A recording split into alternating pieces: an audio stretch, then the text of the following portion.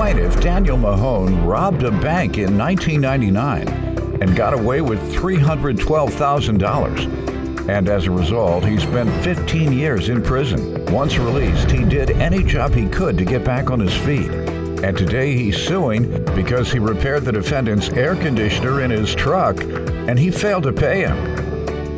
Defendant Robert Burkhardt Jr. was addicted to alcohol and pain pills, but he insists he's now clean and sober.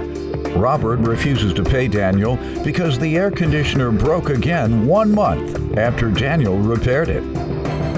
Start with you. Well, back in 97, I went in the Coast Guard. I was 17 years old. At 19, I met up with some guys that were in the Coast Guard with me, and we robbed a bank. It's kind of bonehead play, but at the same time, numbers made sense. We made about $312,000. What year was that? 1999, sir. Yeah, didn't they have like a banking collapse or something, or predatory lending by the banks where they took advantage of poor people? That was a little after, but yes, sir, they did. They've been taking advantage of poor people for decades, if not centuries, banks, right? Yes, sir. Plaintiff Daniel Mahone says he repaired the defendant's air conditioner in his truck, but he wasn't paid in full for his services. But the defendant refuses to pay because he says Daniel's work was shoddy.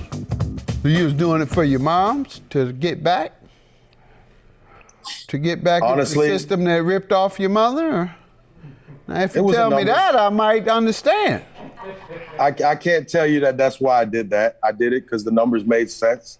Oh. I was going to put 2-3 minutes of work, and I ran the dirt. Oh yeah, no, you were supposed to go to jail then. Now, if you'd have told me you did it for my mama because the banks were predatory lending against my mother and took her house and all that, then I'd give you a hand.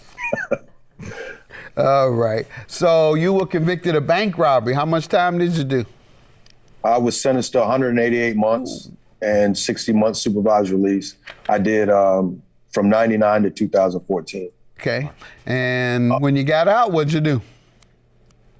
Honestly, I worked every job that was there. If somebody was paying me for something, I did it. My goal was $1,000 a week. At some points, at one point I was working 5 to 1:30, going to work at a department store at 4 o'clock, going to mop up the floors at night. And I wouldn't get back till 2 o'clock, go back to work again at 5 o'clock. I mean, I caught a lot of flack behind it. I wore it for a minute. At some point that got old, I decided to go into business for myself. I started a couple businesses. I did all the odds and ends for people, maybe under the table or whatever, however you call it. No different than the last president. I mean, I did whatever I could do. There you go. Put as much money as I could put in my pocket. You're getting like me now. You find the contradictions at the highest level of society and measure that against what they mess with poor people and working class people about. We'll get time, they'll get money. Go ahead. And I completed my supervised release. I've had 3 different businesses. All of them I got shafted on. And always the word was, whose word they gonna believe, yours or mine? And I wore it, kept persevering. Got a contracting company now, a painting business with a pretty recognized national real estate company. So that was the one that allowed me to get past the hand-to-mouth existence. And that's all I wanted. I never thought I'd be in court as a plaintiff. Honestly, I never. Yeah, I mean, this is so, it's unreal right now. Well, let me ask you, how did you get your skills? Honestly, my dad, and then a lot of that was reinforced. It wasn't easy, but in there, in the feds, there was some opportunities to paint, certain opportunities to do electrical. I found out later that a lot of it didn't have that much weight when you got out here, but at least you had the skill. At that point, you kind of have to go into entrepreneurship. You got to turn from a wage earner to a profit earner. And that's awesome. That's the only way I could get past that. I agree. Let me get some background from you, sir. Struggled with addiction since about 2005. I lost an uncle and a great friend of mine. He taught me a lot about construction, a lot of things. What type of addiction have you struggled with? Alcohol and substance. What substance? Well, pain pills and marijuana. Okay. Pretty much. I pretty much hid it since then, hid my emotions. How'd you get on the pain pills? You start using it as a recreational drug, the pain pills, or did it start with an injury? It started with an injury, a car accident, many years ago, 2003, I believe. And I've struggled with the emotion of it, and it's carried through to relationships I've destroyed, jobs I've destroyed, and most recently, my son and I got into it, and I had a mild heart attack. Plaintiff Daniel Mahone says he repaired the defendant's air conditioner in his truck, but he wasn't paid in full for his services. But the defendant refuses to pay because he says Daniel's work was shoddy. Are you getting help? At the moment, I'm self-help. I moved away from most of the... Okay, so what are you saying? You went through withdrawals on your own? Yes. And you don't... Everyday struggle. And you aren't doing any follow-up? NA or anything? Therapy? No, sir. What happened to the pain? Or had the pain gone away quite some time ago? Or what happened to the pain? And I've adjusted and changed my life. I don't do construction anymore. That helped. Okay. I read a lot. And All right. Well, on a day-to-day basis. Yeah, well, most people stay clean by going to a NA course or some type of therapy, weekly or another, one or the other, outpatient. So good luck to you. And glad to hear you share your story so that other folks can hear it. Why are you suing today? What's the breach of contract for, sir? Well, back in about August or July of last year, 2019, excuse me, my brother, his girlfriend's father, which is the defendant, my brother came to me because he knew I basically, whatever there was to do, I'll figure out how to do it, whether it's YouTube or whatever. And he told me that he needed his air conditioner fixed in his truck. It was a 2006 Dodge. And of course, I'm not going to say no.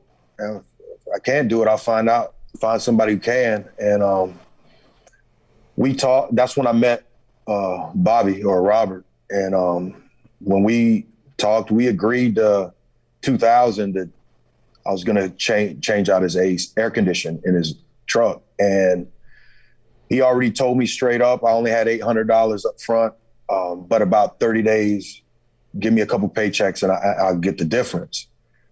Well, when give or take around 2 to 3 days after the 30 days, when I reached back out to him, because I thought I was going to get some money throughout the 30 days, but I didn't. So I just waited till the 30 days to reach out. He told me it wasn't working, but he never called me and told me that it wasn't working. He just told me that when I reached out to him about the difference, which How was long afterwards? A month. It was in October of 2019. 1 month afterwards, when you reached out, that's the first time you heard. Did Yes, sir. you check it out then? You still could have checked it out. I didn't because you got, like, in the past, I would have told it was I would have rather you put a gun to my head at that point. Why? That was hard. I mean, you do the work, you don't get paid. What can you do? They waited 1 month to tell you. Is this the first time you've done that type of work? It's not. It's the first time I did that for him or in that truck. I've done other auto work on the side for people, family, friends, which was just how this was. It was. I didn't know him You've personally. done other air conditioning? I've done different evaporator cores. Yes, sir. I have dealt with it. Yes, sir. What And did you sometimes do it's for not him? a big job. What did you do for him? I changed the evaporator core. Okay, and you'd done that before? Yes, sir. Okay. Sir, what do you want to tell me? Well, the fact that he changed the evaporator core and it only lasted a month, therefore I didn't see any bother or reason why I owed him $1,200 unless he looked at it again, and then he refused to look at it again. He just wanted his $1,200. So when did it go bad? A month later? It worked later. well for a month? For 1 month, yes, it worked fine. And did you call him before he had called you? No, I didn't. Plaintiff Daniel Mahone says he repaired the defendant's air conditioner in his truck, but he wasn't paid in full for his services. But the defendant refuses to pay because he says Daniel's work was shoddy. You owed him money, you never paid him, and you never heard from him. Right. That suggests he didn't want his money. I guess not. Okay. All right. All right. So in this case, in this case, I have to determine who to believe unless you all have evidence. And I see empty files, so there's no evidence. Did you get it fixed by somebody else? No. Okay, so it's still in disrepair. Had you gotten it fixed by someone else and brought me the evidence showing that it was faulty and that someone else had to fix it, then I would have given you that money that you used to repair the holes that he put in. But sounds like you didn't have the money to pay the new repairman or the old repairman. And that's what happened, in my opinion. And my opinion counts. So your judgment is granted. Have a good day. Thank you. We could have resolved this, man. I mean, you have to get. I'm gonna lose a lot of friends that are gonna find out that I was in prison, that they don't know that I've been there. Well, I did all that for what, $1,200? I mean, you said you were going to fix the AC sheet. You know, you could have just fixed it right. Oh, $2,000 and it's still not working.